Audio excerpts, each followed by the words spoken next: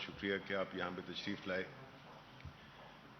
آج آپ کو بلانے کا مقصد یہ تھا کہ آپ کی وساطت سے ہم پوری قوم کو یہ بتا سکیں کہ کورونا جیسا موذی مرض جس نے کہ ساری دنیا کو اپنے لپیٹ میں لیا، چائنا میں شروع ہوا، ووہان سٹی میں، ہوتا ہوا یورپ گیا، امریکاز گیا، مڈل ایسٹ، ہوتا ہوا پاکستان بھی آیا. یہ دسمبر کے آخر میں اور جنوری فروری میں ہمارے ملک میں اس کا پہلا ایک کیس ظاہر ہوا. یہ ایک ایسی سچویشن تھی جس میں کہ ہمارے پاس نہ تو کوئی ماضی میں اس کی کوئی نظیر تھی، نہ کوئی ڈیٹا بیس تھا، نہ کوئی بیس لائن تھی، نہ ہمارے اسپتال، نہ ہمارے ڈاکٹرز، ہمارا ہیلتھ انفراسٹرکچر آپ کو پتہ ہے کہ کس طرح کا ہے، ہماری معاشی صورتحال کیا ہے، ہماری زمینی حقائق کیا ہیں. ان سب چیزوں کو سامنے رکھ کر پرائم منسٹر عمران خان نے ایک حکمت عملی بنائی، کیونکہ باقی ممالک میں یہ دیکھا گیا کہ انہوں نے ایک مکمل لاک ڈاؤن کیا جس طرح چائنا تھا، کچھ اور ممالک میں بھی. لیکن آپ کو معلوم ہے کہ ہمارا ملک اس کا متحمل نہیں ہو سکتا تھا.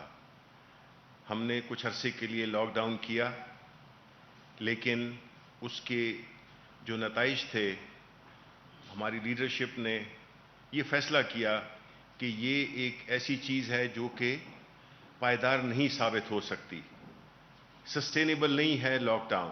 اس کی وجہ آبویسلی کہ ایسے ممالک جن کی کہ معیشت ہم سے کئی گنا بہتر، ان کا ہیلتھ کیئر سسٹم ہم سے کئی گنا بہتر، باوجود اس کے کہ ہم نے بڑے دل ہلا دینے والے منظر دیکھے جہاں پہ کہ لوگ سڑکوں پہ بھی تھے، بیڈز اسپتال فل ہو گئے تھے. تو ایسی صورتحال میں پاکستان جیسا غریب ملک کیا کر سکتا تھا؟ یہاں پہ آئی بات لیڈرشپ کی. لیڈرشپ نے یہ ڈیسائیڈ کیا کہ اس کے تو ہم متحمل ہو نہیں سکتے، تو ہم نے وہ راستہ اختیار کرنا ہے جس میں کہ وہ لوگ، خاص طور پہ غریب لوگ، وہ دہاڑی دار لوگ، وہ رکشہ چلانے والا، وہ چھوٹی دکان والا، وہ مزدور، ان کو ایک ایسا ماحول میسر کرنا تھا جس سے کہ وہ اپنے گھر میں اپنے بیوی بچوں کے لیے کھانا لے جا سکے. تو ہمارے پاس آپشنز کیا تھی کہ یا ہم مکمل لاک ڈاؤن کرتے، جس کا کہ کچھ ہمارے ایسے دوست جو کہ آج سالگرہ منا رہے ہیں، انہوں نے یہ پریشر ڈالنا شروع کیا کہ lockdown, lockdown, lockdown. Imran Khan prime minister نے بڑی سوچ سمجھ اور ثابت قدمی کے ساتھ ایک ایسی حکمت عملی ترتیب دی جس میں کہ زندگی یعنی صحت اور روزگار یہ دونوں چل سکیں. اس پہ بڑا کرٹیسزم ہوا، لیکن جو لوگ لاک ڈاؤن کا مشورہ دے رہے تھے وہ ہم سب جانتے ہیں کہ وہ کون تھے. ہم یہ بھی جانتے ہیں کہ ان کا مقصد کیا تھا. ان کا مقصد تو یہ تھا کہ انہوں نے ہمیشہ غریبوں کا خون چوسا ہے، غریبوں کا خیال نہیں رکھا، اور اس اشرافیہ کا وہ آواز بن کے اپنی سیاست چمکاتے رہے. وہ اشرافیہ جن کے اپنے مہروں کے ذریعے کرٹیسزم کرتے رہے، لیکن اللہ تعالیٰ کے فضل و کرم سے پرائم منسٹر عمران خان کی حکمت عملی اور ثابت قدمی، جتنا پریشر ڈالا گیا وہ کسی بھی مقام پہ غیر متزلزل نہیں ہوئے، اور انہوں نے اپنا، چونکہ ان کی نیت ٹھیک تھی، اور جن کی نیت ٹھیک نہیں تھی وہ آج منہ چھپائے پھر رہے ہیں. اور ان کو یہ بھی معلوم ہے کہ اس ہماری جو اکمپلشمنٹ ہے، ہم نے جو جس طریقے سے کورونا کو ہینڈل کیا ہے، انٹرنیشنلی اس کی پذیرائی ہو رہی ہے. کئی ممالک ہیں جو کہ ہمارے ماڈل کو فالو کرنا چاہ رہے ہیں اور کیا ہے. اس سے مراد یہ ہوئی کہ ان لوگوں کو اتنا بھی وہ نہیں ہوا، لفظ میں استعمال کروں گا کہ اتنی بھی ان کو شرم نہیں آئی کہ وہ آ کے کم از کم ایکنالج کریں کہ جی پرائم منسٹر صاحب یہ آپ نے بڑے کامیابی کے ساتھ اس کو آپ لے کے چل رہے ہیں اور انشاءاللہ آگے بھی کامیابی ہوگی. لیکن انہوں نے تو اپنی خاص ویسٹڈ انٹرسٹ پہ کام کرنا ہے، ان کو غریبوں سے کوئی دلچسپی نہیں ہے.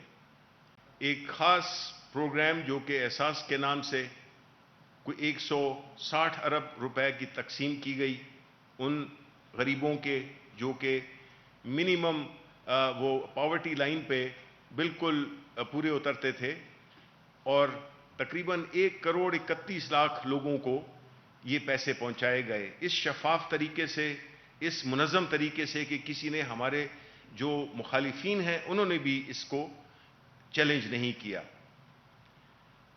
اب جس صورتحال میں ہم ہیں، جس میں ہم تھے، نہ تو ہمارے پاس اکوپمنٹ تھا، نہ ہمارے پاس ڈیٹا تھا. سب سے اہم چیز ہے ڈیٹا، وہ ہمارے پاس تھا نہیں کہ کتنے بیڈز ہیں ہمارے پاس، کتنے ہاسپٹلز اویلیبل ہیں. اور اس سچویشن میں پھر جو NCOC کا قیام لایا گیا، بنیادی طور پہ یہ وہ ادارہ تھا جس نے کہ اس سارے پینڈیمک کو ایک سائنٹیفک بیسس پہ اس کو مینیج کیا.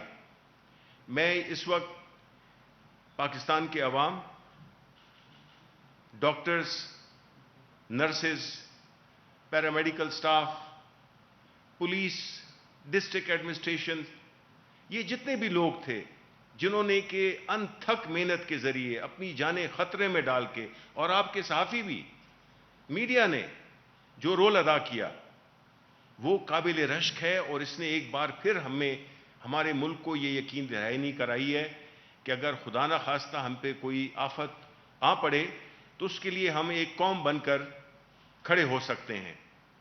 اور یہی وہ اتفاق، یہی وہ ثابت قدمی تھی، یہی وہ اللہ تعالیٰ کی مہربانی تھی، یہی وہ لیڈرشپ کی غیر متزلزل ایک وہ تھا، حکمت عملی تھی، جس کی بنیاد پہ ہم آج یہ کہہ سکتے ہیں. اپنے اور ممالک جو ہیں، یورپ ہو گئے، چاہے ہمارے اپنے ہمسائے، کچھ یہ کہتے ہوں گے کہ جی یہاں پہ ویدر اور لوگوں کی جس طرح ہے، ہم نے دیکھا کہ انڈیا میں کیا ہوا ہے یا کیا ہو رہا ہے، ان کی کیا اکانومی کی کیا حالت ہو گئی ہے، اور وہاں پہ اموات کی شرح کتنی بڑی ہے.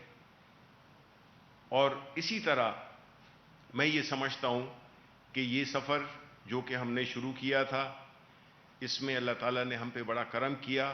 اور میں یہ سمجھتا ہوں کہ اس کے علاوہ جو NCOC میں جو آرمڈ فورسز کے لوگ تھے، جو اور اسپیشلسٹ تھے، ڈاکٹرز تھے، جو کہ ہمارے پولیٹیکل وہ تھے، کلیگز تھے، جنہوں نے ایک روزانہ کی بنیاد پہ، اعداد و شمار کی بنیاد پہ اپنی حکمت عملی ترتیب دی اور ہمیں ایک ایسے مقام پہ لا کھڑا کیا جس میں کہ ہم یہ کہہ سکتے ہیں کہ ہمارا انشاءاللہ اگر ہم نے آگے بھی احتیاط کی، اگر ہم نے آنے والے یہ آپ کو پوری تفصیل بتا دیں گے. اور میں یہاں پہ گو کہ وہ نہیں ہے، میں یہاں پہ خاص طور پہ ایک اپنے ہیرو جو میرے بائیں طرف بیٹھے ہوئے ہیں، ڈاکٹر فیصل، جو کہ شوکت خانم ہاسپٹل کو رن کرتے ہیں، کراچی، اسلام آباد، وہاں پہ بھی بنا رہے ہیں.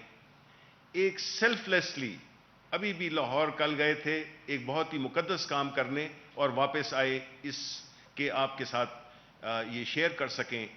یہ وہ ہیرو ہیں. یہ بھی ہیں ہماری جو تانیہ ایدرس ہیں، ان کا بھی ایک بڑا اہم رول ہے.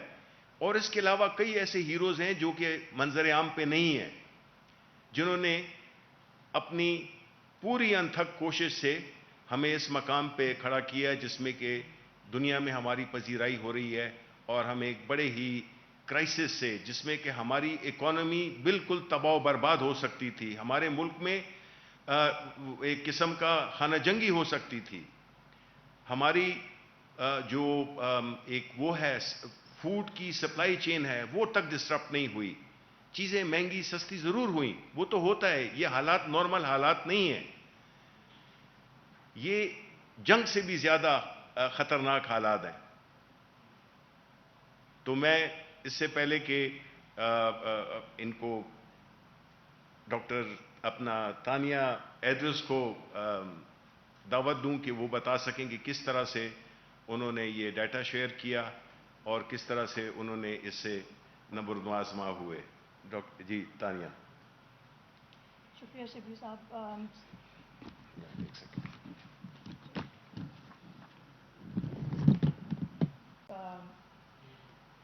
لیکن جی، جب سب سے پہلے میں کہنا چاہوں گی کہ جب ہم نے کووڈ پہ کام کرنا شروع کیا تھا تو ایک چیز جو بہت ضروری تھی وہ یہ تھی کہ ایسے فیصلے کیے جائیں جس سے عام عوام کو کم سے کم مشکل کا سامنا کرنا پڑے. اور دیکھیں، کوئی بھی کووڈ کی طرح کی کوئی بھی ایسی وبا، اس کا آپ اس کی ایویلیویشن ایسے خالی کر سکتے ہیں دیکھنے کے بعد کہ اس کے ایفیکٹس کا کیا ہوا ہے. الٹیمیٹلی 3 4 5 مہینے کے بعد وہ افیکٹس آپ کو بتا سکتے ہیں کہ آپ کی جو کوشش رہی ہے پچھلے 3 4 مہینوں میں وہ کامیاب رہی ہے یا ناکام رہی ہے. اور لوگ مشکل فیصلے کرنے سے ڈرتے ہیں. ہماری حکومت نے فل ٹرانسپیرنسی، کمپلیٹ اکاؤنٹیبلٹی اور کمپلیٹ ڈیٹا ڈریون اپروچ کے ساتھ ہر وہ فیصلہ لیا اور ہر اس فیصلے کو آپ کے سامنے رکھا تاکہ عام عوام اور آپ سب ہمیں اس پرفارمنس کے اوپر جج کر سکیں اور ہمیں میجر کر سکیں.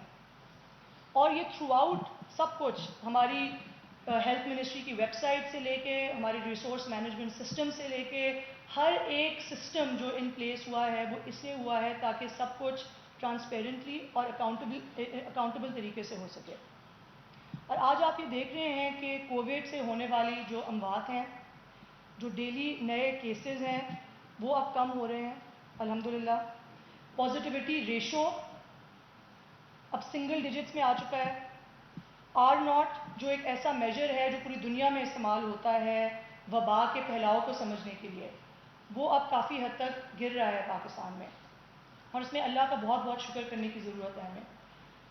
آج لیکن جو بات کرنی ضروری ہے وہ یہ ہے کہ ہم یہاں پہ پہنچے کیسے ہیں، ہم نے کیا کیا وہ سٹیپس لیے ہیں اور کس آرڈر میں لیے ہیں جس کے ذریعے ہم آج یہ ریزلٹس دیکھ رہے ہیں.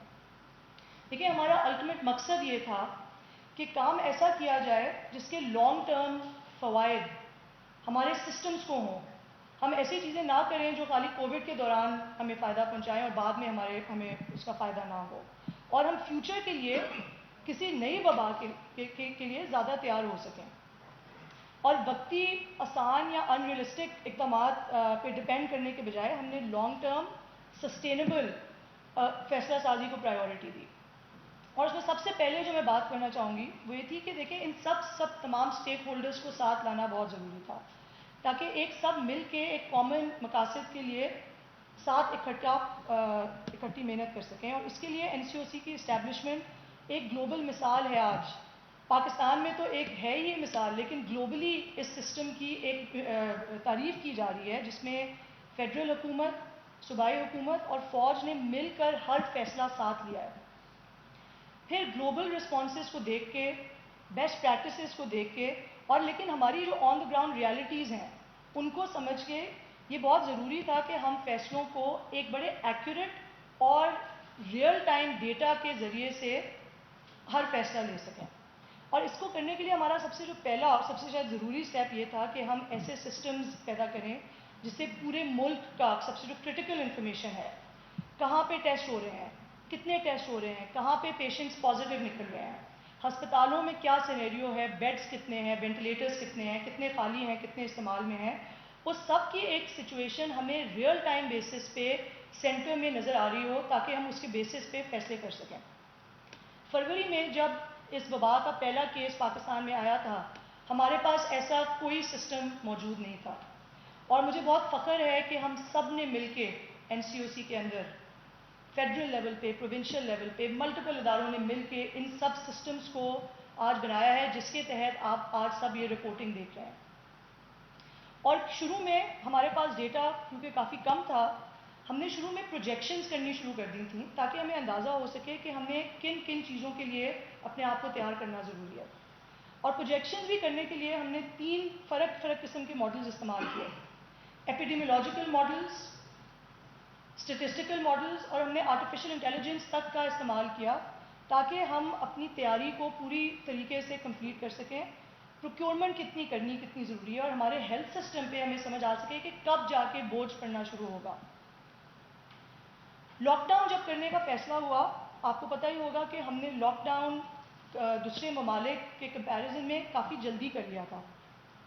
لیکن لاک ڈاؤن کے دوران ایک چیز جو بہت واضح تھی وہ یہ تھی کہ بلینکٹ پالیسیز پاکستان جیسے ملک میں افیکٹو نہیں ہو سکتی، کیونکہ اس کا جو پریشر آپ کی معیشت اور آپ کے عوام پہ پڑنا تھا وہ لانگ ٹرم کافی ڈیٹریمنٹل ہو سکتا تھا، اس کے نقصان بہت ثابت ہو سکتے تھے.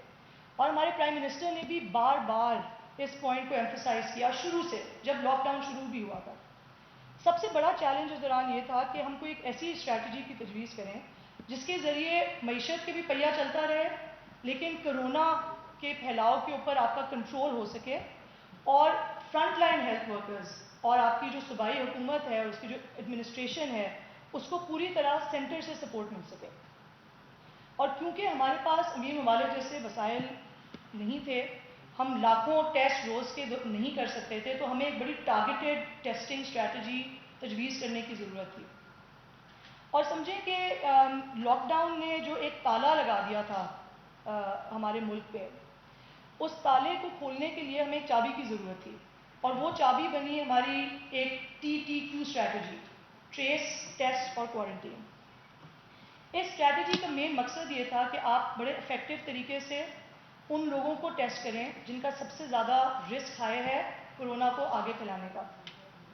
اور اس کو ٹارگیٹڈ طریقے میں کرنے کے لیے ہم نے انفیکٹڈ پیشنٹس کی کانٹیکٹ ٹریسنگ کو بہت ایکسٹینسولی کرنا شروع کیا.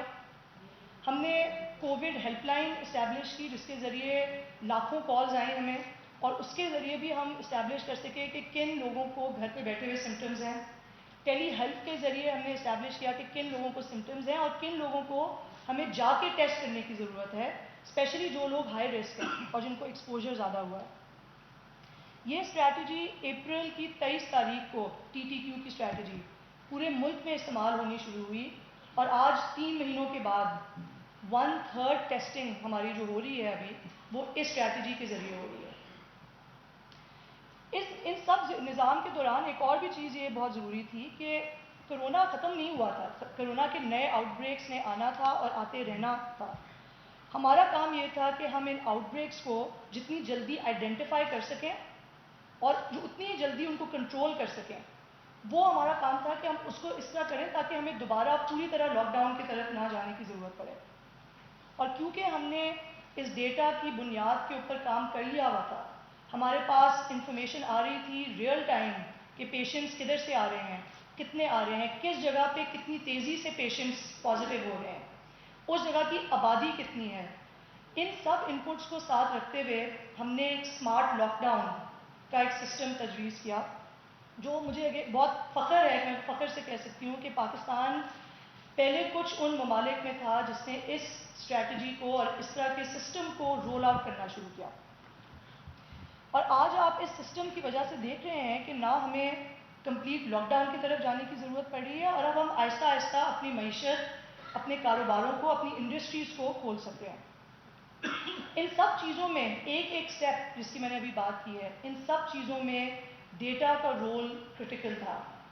ہم سب NCOC میں بیٹھ کے روز ڈیٹا کو دیکھ کے روز ڈیٹا کے ذریعے ہم نے ڈیسیجن میکنگ کی، اور سب صوبوں نے پوری مل کے پوری حد تک ہمیں اس کے اندر سپورٹ کیا تاکہ یہ فیڈ بیک لوپ کمپلیٹ ہو سکے.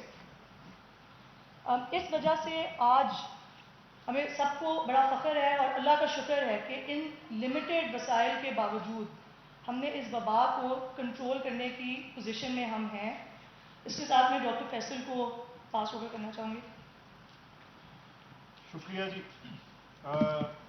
اسٹریٹجیز، ان تمام طریقہ کار کو ڈسکرائب کیا تانیہ نے، شفیع صاحب نے، لیکن ہم آج کہاں کھڑے ہیں؟ سب سے پہلی بات تو یہ ہے کہ ہماری صورتحال جس طرح سے بھی میجر کی جائے، جس انداز سے بھی دیکھی جائے، جس نمبر کو بھی دیکھا جائے، وہ شکر الحمدللہ آج سے مہینہ پہلے کی سچویشن سے، 1.5 مہینے پہلے کی سچویشن سے بہت بہتر ہے.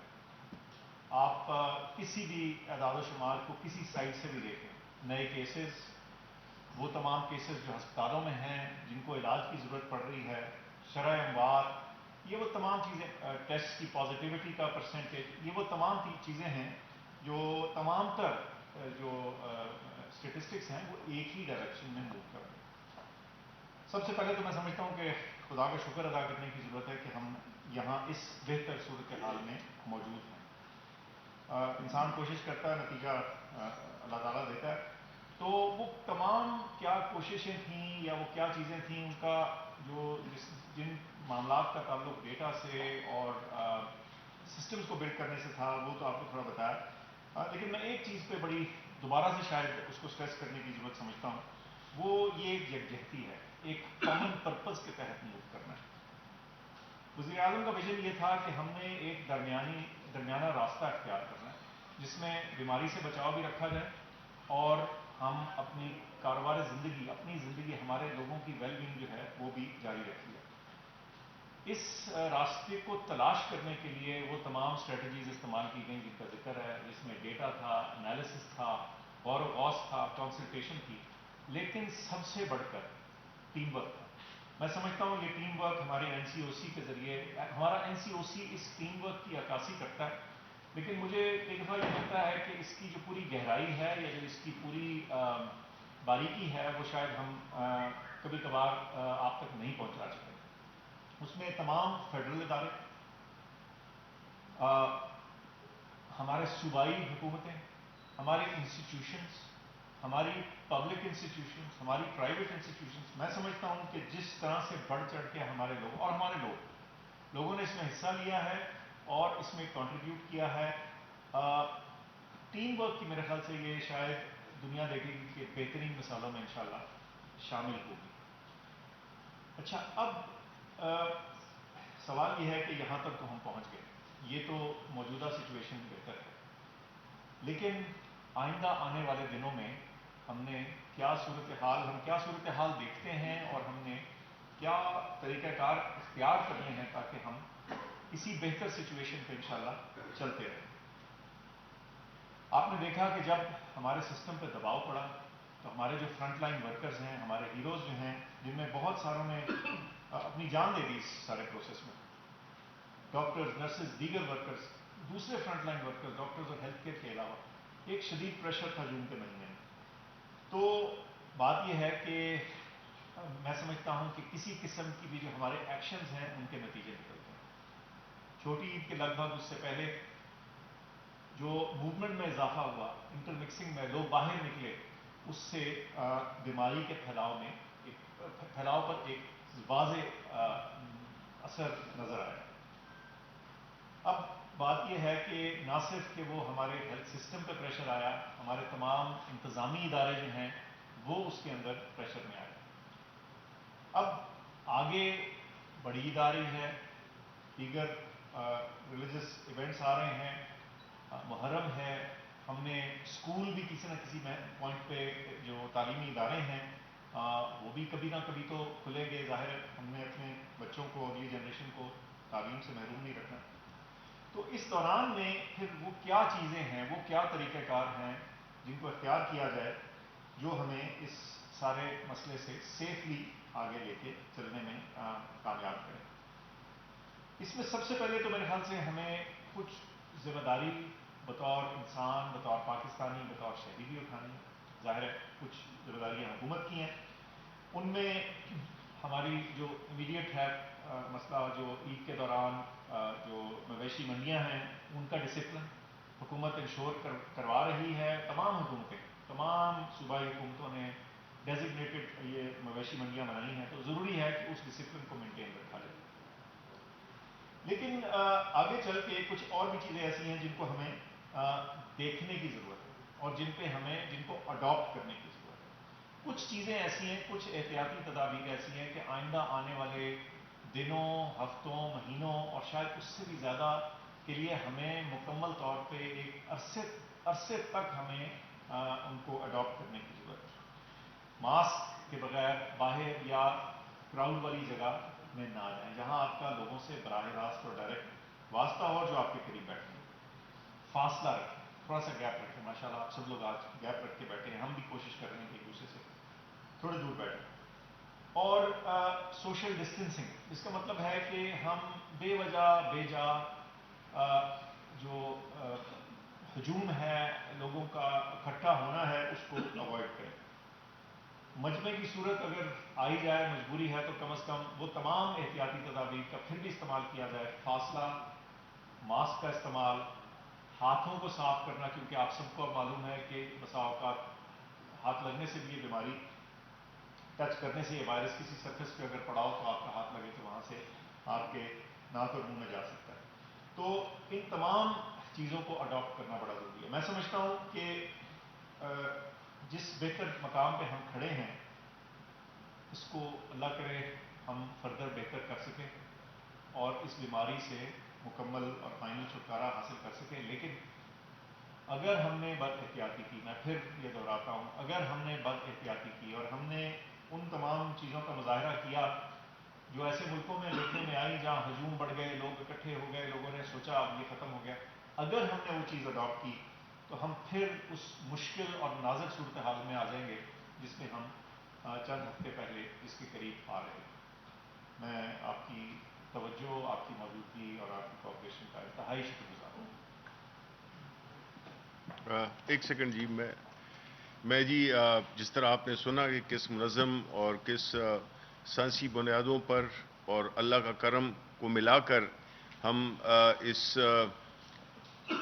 مرض سے، اس وبا سے ہم جس طرح سے ہم نے اس کو ٹیکل کیا ہے، یہ جو اگر گراف ہے آپ وہ دوبارہ اگر عید والا دکھا دیں تو میرا خیال ہے کہ اس سے ذرا ہمیں پتہ چل جائے گا کہ ہماری جو بد احتیاطی تھی، یہ جو آپ کو سب سے اوپر والا جو سپائک نظر آ رہا ہے، یہ عید الفطر سے شروع ہوا ہے اس ڈسپلن کے نہ ہونے کی وجہ سے، اور پھر یہ نیچے آیا ہے. تو ہماری آپ سب سے، آپ کی وساطت سے، عوام سے ریکویسٹ ہے کہ اس کو بڑا سیریسلی لیں. ہم یہ کہہ سکتے ہیں کہ اللہ تعالیٰ کے فضل سے یہ ہمارے کنٹرول میں ہے اس وقت، لیکن اس کا مطلب یہ نہیں ہے کہ یہ چیز ختم ہو گئی ہے. ہمیں بہت احتیاط کرنی ہوگی، اور جتنا ہم احتیاط کریں گے کچھ دنوں کے لیے، خاص طور پہ یہ عید میں، تو میرا خیال ہے کہ ہمارے لیے مزید آسانیاں پیدا ہوتی جائیں گی. تو یہ بہت ہی ضروری ہے کہ ہم احتیاط کا دامن، یہ چلی نہیں گئی ہے. میں پھر سے کہوں کہ یہ وبا گئی نہیں ہے، یہ بھی موجود ہے. صرف یہ ہے کہ اس وقت اس کو ہم نے ہینڈل کرنا اس طریقے سے کہ یہ خود بخود کم سے کم ہوتی جائے. بہت بہت شکریہ جی. ڈاکٹر فیصل، میں آپ سے پوچھنا چاہوں گا کہ مئی، جون اور جولائی اس میں آپ کی ٹیسٹنگ جو تھی اور کتنے ٹیسٹ آپ نے کیے، اور اس وقت ٹیسٹنگ کیپیسٹی کتنی ہے، اس کا کمپیریزن پائیں گے؟ جی، ٹیسٹنگ کیپیسٹی لگاتار بڑھی ہے جی. ایک تو اچھی بات یہ رہی ہے، چند سو ٹیسٹ سے، 200-400 ٹیسٹ سے معاملہ شروع ہوا تھا، اور یہ ٹیسٹنگ کیپیسٹی 50,000 سے اوپر اس وقت موجود ہے، اور اس سے بھی زیادہ فوراً ڈپلوائے کی جا سکتی ہے. 70-75 ہزار تو کسی ایٹ اینی گیون ٹائم اس کو لے جایا جا سکتا ہے. تو اس کی جو اس میں لگاتار اضافہ جو تھا اس کے 2-4 طریقہ کار تھے. ایک تو یہ کہ نئی لیبس ایڈ کی گئیں، دوسرا یہ کہ تھوڑی سی ایفیشنسیز ان لیبس کے اندر تھوڑی بہتر کی گئیں، ان کو سپلائی کیا گیا.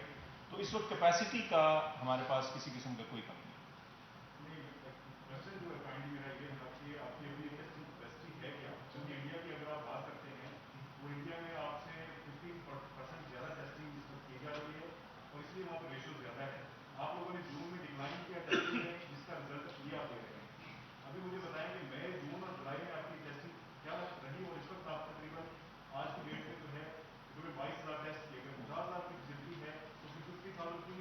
اچھا، میں آپ کے سوال کا جواب دے دیتا ہوں. آپ نے 2 چیزیں اکٹھی پوچھی، 10 میں کنفیوژن. اب کلیئر سن لیجیے. ایک سوال ہے ٹیسٹنگ کیپیسٹی، وہ کیپیسٹی ہے جتنے آپ ٹیسٹ کر سکتے ہیں. دوسرا ہے جو نمبر آف ٹیسٹ کیے گئے، یہ ایکچوئل ٹیسٹ ڈن. 2 فرق چیزیں ہوں گی. اچھا، جو میکسیمم ٹیسٹ جو ہیں جو کیے گئے ہیں وہ مڈل آف جون میں، 3rd ویک آف جون میں کیے گئے. 32,000 میرے خیال سے میکسیمم تھے جس دن ٹیسٹ ہوئے. آج فار ایگزامپل جو گزشتہ 24 گھنٹے میں تھا وہ 23,000 ٹیسٹ تھے، 23,000. اب سوال یہ ہے، سمجھنے کی ضرورت یہ ہے کہ یہ ٹیسٹ کیسے ہوتے ہیں. یہ کوئی ایک لیب یا کوئی ایک شخص یا کوئی ایک اینٹی یا ایک کوئی گرینڈ ماسٹر ان ٹیسٹوں کو اوپر یا نیچے نہیں کر سکتا۔ اس وقت 100 سے زیادہ لیب ہیں، میرے 102 لیبس ہیں اس وقت جو کرنٹلی ڈپلائڈ ہیں، جو یہ ٹیسٹ کر رہے ہیں۔ کہاں کہاں ہیں؟ سارے صوبوں میں، سارے فیڈریٹنگ یونٹس کے اندر موجود ہیں۔ پبلک سیکٹر میں ہیں، پرائیویٹ سیکٹر میں ہیں، نان پروفٹ ہیں، چھوٹی ہیں، بڑی ہیں۔ ان لیبس کے باہر نہ کوئی سنتری کھڑا ہے کہ آپ کو روکے کہ آپ ٹیسٹ کروائیں یا نہ کروائیں۔ سو جو ٹیسٹوں کی آٹومیٹک ڈیمانڈ اڈاپشن ہے وہ بیسڈ ہے لوگوں کے سمٹمز یا پرسیوڈ نیڈ۔ چنانچہ جب زیادہ بیماری کا پھیلاؤ موجود تھا تو یہ ٹیسٹ زیادہ ہو رہے تھے۔ اب جب پھیلاؤ کم ہوا ہے تو کچھ کم ہو گئے۔ ایک بات۔ دوسری چیز جو آپ کو رانیہ نے مینشن کی کہ تقریباً 1/3 30 to 35% کے ٹیسٹ جو ہیں وہ کانٹیکٹ ٹریسنگ کے حوالے سے ہو رہے ہیں۔ ٹھیک ہے، جو پہلا ہے عمل جو جیسے میں نے ایکسپلین کیا وہ تو وہ لوگ ہیں جو کہ اپنے سمٹمز لے کے آ رہے ہیں۔ جب سمٹمز والے لوگ موجود ہیں ٹیسٹ زیادہ تھے، جب سمٹمز کم ہوئے ٹیسٹ کم ہو گئے۔ آپ کے سامنے ہے لیبس کے بعد لائنیں لگی تھیں، لائنیں کم ہو گئی۔ تو یہ تو ہے ڈیمانڈ سائڈ۔ اب میں آپ کو دوسری سائڈ بتا دیتا ہوں، وہ یہ ہے کہ گراؤنڈ پہ سچویشن یہ ہے کہ لوگوں کے اندر ایک بات پھیلائی جا رہی ہے کہ آپ ٹیسٹ مت کروائیں، ہاسپٹل مت جائیں۔ اگر جو ہاسپٹل کوئی جاتا ہے پیشنٹ، وہاں پہ میڈیسن اتنی زیادہ مہنگی ہیں کہ پیشنٹ کو افورڈ نہیں کر سکتا، وہ گھر پہ کوارنٹائن کرنا پسند کرتے ہیں۔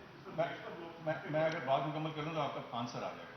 دوسری بات ہے کانٹیکٹ ٹریسنگ، ٹھیک ہے، جس کو TTQ بولا گیا۔ کانٹیکٹ ٹریسنگ میں ایک شخص پازیٹیو آ گیا، اب جو انتظامی سسٹم ہے اس کے ذریعے ان کے جو کانٹیکٹس ہیں ان کو جا کے ٹیسٹ کیا جائے۔ یہ وہ چیز ہے جس میں کہ تھوڑی بہتری لازماً لائی جا سکتی، اور آپ کو بتاؤں اس میں بہتری آئی ہے۔ اوسطاً آج کل فار ایچ انڈیکس پیشنٹ تقریباً 5 کے قریب لوگ ٹیسٹ ہو رہے ہیں۔ اچھا، آپ نے جس چیز کا ذکر کیا وہ ہیلتھ سیکنگ بیہیویئر ہے۔ دیکھیں اس میں تھوڑا بہت پلس مائنس چینج آ سکتا ہے، لیکن آپ نے اس کو پورے پیرائے میں دیکھنا ہے۔ اگر ایسے ہوتا کہ ٹیسٹ نیچے ہوتے اور آپ کے ہسپتال بھرے ہوتے تو پھر یہ بات ہو سکتی تھی، لیکن آپ گراؤنڈ میں بھی پوچھ لیں، اینیکڈوٹل انفارمیشن پوچھ لیں، اس ہسپتال کے 10 20 25 50 بڑے ہاسپٹلس کو پول کر کے دیکھ لیں، ہر کسی کی جو کووڈ کی آکیوپینسی تھی وہ واضح طور پہ نیچے آئی۔ اس میں بھی کوئی شک نہیں بات میں، ٹھیک ہے نا، یہ تو آپ کو معلوم ہے۔ سو اس لیے بات یہ ہے کہ ان اعداد و شمار کو کانٹیکس میں دیکھنا ضروری ہے، اور جب آپ کانٹیکس میں دیکھتے ہیں تو لوور ٹیسٹ جو ہیں وہ کسی صورت بھی کسی قسم کی کنسپریسی یا ڈیزائن کے تحت نہیں ہے۔ اٹ از، انگریزی میں بولتے ہیں نا، دس از دا وے دا کوکی کرمبلز، یہ وہ۔ جی تھینک یو جناب محترم شبلی فراز صاحب، اسد عمر صاحب، یہ سر لاک ڈاؤن کے آغاز سے لے کر اب تک پاکستانی قوم نے انتہائی مشکل کے ساتھ وقت گزارا ہے اور گزار رہے ہیں۔ میرا سوال سر یہ ہے کہ لاک ڈاؤن کے آغاز سے اب تک وقفے سے یہ اس بات کا اظہار ہوتا رہا کہ یہ لاک ڈاؤن اشرافیہ میں اس کا کنٹریبیوشن ہے۔ یہ پاکستان کو جاننا چاہتی ہے کہ وہ اشرافیہ میں کون لوگ ہیں جن کی وجہ سے یہ وزیر اعظم صاحب نے بھی اور مختلف حلقوں میں بھی یہ بات ہوتی ہے۔ اشرافیہ کے بارے میں ذرا وضاحت چاہیے۔ نہیں، اسد نہیں، ڈاکٹر فیصل ہیں۔ میں یہ کہنا چاہتا ہوں کہ اشرافیہ کا آپ نے سوال پوچھا کہ یہ اشرافیہ کون ہے۔ اشرافیہ آپ بھی جانتے ہیں اور آپ وہ بھی جانتے ہیں کہ ان کے مہرے کون ہیں، جن کی مسلسل یہ کوشش تھی کہ اللہ نہ کرے کہ یہ وبا اتنی شدت اختیار کر جائے کہ ہماری خدا نہ خواستہ ہماری اکانومی کلیپس کر جائے۔ وہ تو دعائیں مانگ رہے تھے اور ان کے عمل سے ظاہر ہوتا تھا۔ ہم نے یہ بھی دیکھا کہ وہ NCOC میں آتے تھے، یہاں پہ ایک بات کرتے تھے، پھر جب واپس جاتے تھے تو وہ اپنی بات کو بالکل بدلتے، وہ اس پہ سیاست کھیل رہے تھے۔ یہ وہ اشرافیہ ہے جو کہ کہتے تھے کہ لاک ڈاؤن کریں۔ یہ وہ اشرافیہ کے نمائندے تھے جو کہ کہہ رہے تھے کہ لاک ڈاؤن سے کس کو فرق پڑتا تھا؟ غریب کو بھی فرق پڑتا تھا نا۔ باقی جو تھے، یہ جو اشرافیہ ہے اس کے پاس تو سب کچھ موجود ہے، یہ تو 1 سال بھی گھر میں رہ سکتے ہیں بغیر کچھ کیے ہوئے، بیکاز اتنا لوٹا ہے کہ ان کی تو نسلیں بھی یہ استعمال کر سکتی ہیں۔ یہ تو ہمیں تو یہ جو اللہ تعالیٰ نے ہمارے جو یہ ہیروز ہیں ان کی انتھک محنت کی وجہ سے ہم آج اس سچویشن میں ہیں کہ یہ کوئی ایسی بات نہیں ہے کہ جو ہمارے کوئی ذہن کی اختراع ہے یا ہم اس کو انڈر پلے کر رہے ہیں، کم بتا رہے ہیں۔ یہ تو آپ کی عالمی جتنی بھی انٹرنیشنل ایجنسیز ہیں، انٹرنیشنل ادارے ہیں، بڑے بڑے نامور، وہ اس کا جو ہے تو ایکنالج کر رہے ہیں، اس بات کا اعتراف کر رہے ہیں کہ جو پاکستان نے جو ماڈل اختیار کیا ہے وہ بڑا ایفیکٹو رہا ہے. تو یہ کہنا کہ جی ٹیسٹ کم ہوئے تھے، زیادہ ہوئے تھے، آپ کو نظر آتا ہے کہ ایسی کوئی بات نہیں ہے. ایسی کوئی بات نہیں ہے کہ ہاسپٹلز کے باہر لوگ کھڑے ہوئے ہیں اور قطاروں میں کھڑے ہوئے ہیں. یہ اللہ کا کرم ہے، یہ ہماری نیک نیتی تھی، یہ ان کی اس اشرافیہ کی بدنیتی تھی جس کی وجہ سے اللہ تعالیٰ نے ہم پہ رحم کیا ہے اور ہم ایک بہت سیف مقام کی طرف جا رہے ہیں. اچھا سر، لاک ڈاؤن کے بارے میں پوچھنا تھا کہ یکم کو عید ہے، تو ان دنوں میں کوئی سختی آئے گی لاک ڈاؤن میں یا اسی طرح چلتا جیسے آ رہا ہے، اور عید کے بعد کیا پلان ہے؟ جی، عید کے کچھ خصوصی اقدامات ضرور ہیں. سب سے پہلے تو یہ کہ اس ساری چیز کو اینالائز کیا گیا، سوچ وچار کی گئی، کنسلٹیشنز کی گئیں، پروونشل جو ریپرزینٹیوز ہیں ان سے گفتگو ہوئی. تو کچھ اسپیسیفک جسے کہتے ہیں رسک والی سچویشنز کو آئیڈینٹیفائی کیا گیا. ایک تو یہ تھا کہ ظاہر ہے یہ بڑی عید ہے تو اس میں جانوروں کی خرید و فروخت ہے، اور جو منڈیاں لگتی ہیں اس میں بھیڑ ہوتی ہے، اور منڈیاں ہمارے ہاں ایک ڈس آرگنائز طریقے سے اکثر لگتی ہیں. تو پہلی تو چیز یہ جو آئیڈینٹیفائی کی گئی کہ کوشش یہ کی جائے کہ جو منڈیوں کا ایک ڈسپلن ہے، اس کا ایک طریقہ کار ہے، اس کو مینٹین کرنے کی کوشش کی جائے. وہاں آنے والوں کو ماسک یا پرووائڈ کیے جائیں یا انشور کیا جائے کہ وہ اس کا استعمال کریں. جو منڈی کی حدود اربع ہے اس کے اندر ایک فکس مقدار کے لوگ جو ہیں، تعداد کے لوگ جو ہیں وہ اندر آ سکیں یا جا سکیں.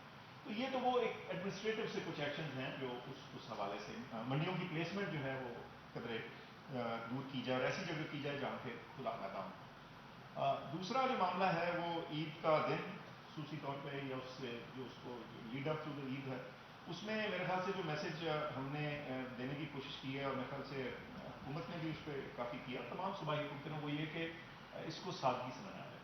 اور سادگی کا مطلب یہ ہے کہ کوشش حد الوسع کی جائے کہ گھر میں رہا جائے، بہت زیادہ ملنا، پارٹیاں، آنا جانا، اس سے اجتناب کیا جائے. اور جو خرید و فروخت کا معاملہ ہے اس میں بھی تھوڑا ڈسپلن اور احتیاط کا ایلیمنٹ رکھا جائے. تو اس نہ صرف کہ یہ چیزیں کی جائیں بلکہ ان کی انفورسمنٹ بہتر کی جائے. اس کوآرڈینیشن کے لیے ہماری NCOC کی ٹیم مختلف جو ہیں پروونشل دارالحکومت، ان کے وہاں بھی ہم لوگ گئے ہیں، ان کے ساتھ بھی بیٹھ کے بات کی ہے تاکہ اس چیز کو ہائی لائٹ کیا جا سکے، ان کے ساتھ گفتگو کی جا سکے اور ان کے مسائل بھی سنے جا سکے. تو کوشش تو یہی ہے کہ اس عید کو فرق طریقے سے منایا جائے اور اس میں آنے والے رسکس کو ریڈیوس کیا جائے. لیکن اس میں کامیابی انشاءاللہ تبھی آئے گی جب ہم سب اس میں شامل ہو جائیں. ہمارے لوگ، ہم تب، یہ ابھی تو آپ کے سامنے ہے، جہاں ہم نے کچھ بہتری کی ہے تو میرے خیال سے اللہ میاں نے ہمارے ایکشنز کو ریوارڈ کے طور پہ بھی سامنے. میرا نام ہے سما ٹی وی سے ہوں. میرا میڈم آپ سے 3 سوال ہیں، چھوٹے چھوٹے سوال. NCOC میں جو کام کیا اور ڈیٹا کلیکشن کے لیے وہ کام پوری قوم کے سامنے بہترین کام ہوا ہے، لیکن ڈسٹینس لرننگ کا پوری دنیا میں اس وقت ایک چل رہا ہے، پوری دنیا کر رہی ہے، بچے ڈیولپمنٹ کر رہی ہے. جہاں پہ انٹرنیٹ بچوں کو فراہم نہیں کیا گیا اور ڈسٹینس لرننگ کی نہ ہونے کی وجہ سے بچوں کا کیریئر تباہ ہوا ہے. آپ ڈیجیٹل پاکستان کو بھی دیکھ رہی ہیں، یہ تجویز آپ نے دی تھی نمبر 1. دوسرا میرا سوال یہ ہے کہ ایک سنگاپور سے ایپ لانچ کرنی تھی، بلکہ اس کا کوڈ لینا تھا، جس کو کہتے ہیں ٹریس ٹوگیدر. تو موبائل فون پہ شہری خود اس کو ڈاؤن لوڈ کر لیں، اور اگر گیدرنگ میں جاتے ہیں تو ان کو الرٹ آ جائے گا کہ آپ کے ارد گرد جو ہے کورونا پازیٹیو پیشنٹ ہے، وہ خود ہی احتیاط کر لیں گے. وہ کام بھی نہیں ہوا. تیسرا چھوٹا سا سوال یہ ہے کہ ٹچ انڈسٹریز بہت پریشر میں ہے. ٹک ٹاک کو لاسٹ وارننگ دے دی گئی ہے، بیگو بند کر دیا گیا ہے، اور اب YouTube بھی انڈر پریشر ہے. تو آپ نے سجیشن کیا دی ہے پرائم منسٹر کو اس حوالے سے؟ شکری فرانس صاحب، لاسٹ سوال یہ جو اکانومی ہے وہ -4 سے نیچے ہوگی، اس سے نیچے کہاں ہے؟ جی، جو کرونا کے حد تک سوال ہیں میں ان کو آنسر کروں گی. سب سے پہلا آپ نے سوال پوچھا تھا ڈسٹینس لرننگ کا، آن لائن. اچھا دیکھیں جی، بات یہ ہے کہ اگر آپ دیکھیں ایجوکیشن منسٹری نے پچھلے 3 یا 4 مہینے میں کیا کیا کام کیا ہے فیڈرل لیول پہ بھی اور صوبائی حکومت میں بھی، تو آپ یہ دیکھیں گے کہ جب کرونا پھیلنا شروع ہوا اور اسکولس کو بند کرنے کی ڈیسیجن ہوئی تو فوراً طور پہ جو آپ کی فیڈرل گورنمنٹ تھی اس نے ایک ٹیلی اسکول کے نام سے ایک چینل PTV پہ شروع کیا، جس سے کلاس 1 سے لے کے کلاس 10 کے بچوں کی اس کا کانٹینٹ پورے دن اب چلتا ہے۔ اس کے ساتھ ساتھ انہوں نے ایک SMS پروگرام اس کے ساتھ لانچ کیا، تاکہ جو ماں باپ گھر پہ بیٹھے ہوئے ہیں اور اپنے بچوں کو پڑھائی ان کو گھر سے کرنی پڑ رہی ہے، وہ اب SMS کے تھرو اس کو آپٹ ان کر کے اس کے اسکیڈولز اور اس کی ساری انفارمیشن لے سکیں۔ اب فیڈرل ایجوکیشن منسٹری اب وہ سارا کانٹینٹ جو اس وقت ٹیلی ویژن پہ آ رہا ہے اس کو انٹرنیٹ پہ بھی لے کے آ رہا ہے، کیونکہ یہ تو بات بہت کلیئر ہے کہ کرونا نے جو ایجوکیشن سسٹم کے اوپر پریشر ڈالا ہے، جو ہمارے آلریڈی ایجوکیشن سسٹم پہ پریشر تھا، یہ اب ہمارے on line learning, distance learning ایک ہمارا آگے جب ہم دیکھتے ہیں تو یہ ایک کانسٹنٹ رہے گا۔ تو ہم نے اس کو ایبسلیوٹلی آگے دیکھ کے چلنا ہے کہ کس طریقے سے ہم فزیکل لرننگ جو اسکولوں میں ہوتی ہے اور آن لائن لرننگ جو انٹرنیٹ کے ذریعے ہوتی ہے اس کو ساتھ لے کے چل سکیں۔ اس کے اوپر بہت کام ہو رہا ہے اور انشاءاللہ آپ دیکھیں گے کہ اگلے کچھ دنوں میں، کچھ ہفتوں میں اس کے اوپر لانچ بھی ایک ہونے والی ہے فیڈرل ایجوکیشن منسٹری کی تعلیم پورٹل کی، تو آپ اس کے اوپر کافی کام ہوتے ہوئے دیکھیں گے۔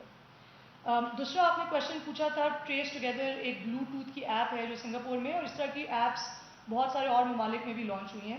دیکھیے پاکستان ایک ایسا ملک ہے جس میں آپ کو ڈیموگرافکس کو سمجھنے کی بہت ضرورت ہے۔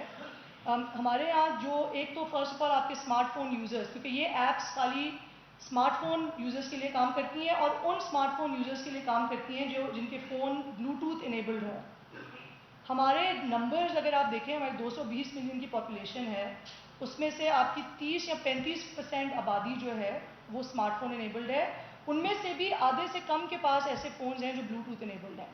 یہ ایپس ان ملکوں میں کامیاب ہوئی ہیں جس پہ زیادہ تر آپ کی پاپولیشن اور آبادی اسمارٹ فون انیبل تھی، اور ان میں زیادہ تر ان کے پاس ہائی اینڈ اسمارٹ فونز تھے جو بلوٹوتھ انیبلڈ ہوں۔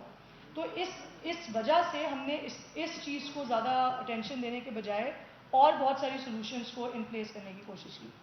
تیسرا سوال جو کرونا سے نہیں ہے، جس کا تعلق نہیں ہے، لیکن شبیر صاحب اگر آپ اجازت دیں گے تو میں اس کو ایڈریس کر لوں، جو ٹک ٹاک اور یوٹیوب کے حوالے سے بات کر رہے ہیں۔ دیکھیں میں نے اس کے اوپر اپنے ٹویٹر کے اندر کچھ دن پہلے بھی اسٹیٹمنٹ دی تھی کہ جب ہم پلیٹ فارمز کی بات کرتے ہیں ہمیں اپنے کلچر کو سمجھنے کی بہت ضرورت ہے، اور کانٹینٹ کو دیکھتے ہوئے، کلچر کو دیکھتے ہوئے کانٹینٹ کو ماڈریٹ کرنا ضروری ہے، لیکن بیننگ، کسی بھی پلیٹ فارم کی بیننگ کبھی بھی کوئی سلوشن نہیں ہوتی۔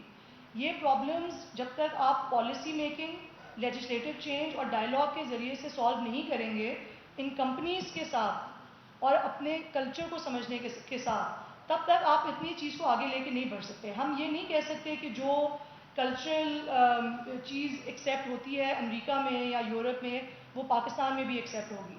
تو ان دونوں چیزوں کو ساتھ لے کے سمجھنا اور پالیسی چینجز ایسے کرنا اور لاء میں ایسے چینجز لانا جس کے ذریعے کانٹینٹ افیکٹولی پاکستان کے لیے ماڈریٹ ہو سکے، یہ ہمارے لیے سب سے صحیح طریقہ ہوگا آگے لے کے چلنے کا۔ اور اس کے اوپر اس وقت پوری زور و زور سے IT منسٹری بھی کام کر رہی ہے، اور ہمارے جو ریگولیٹر ہیں پاکستان ٹیلی کام اتھارٹی PTA وہ بھی کام کر رہے ہیں۔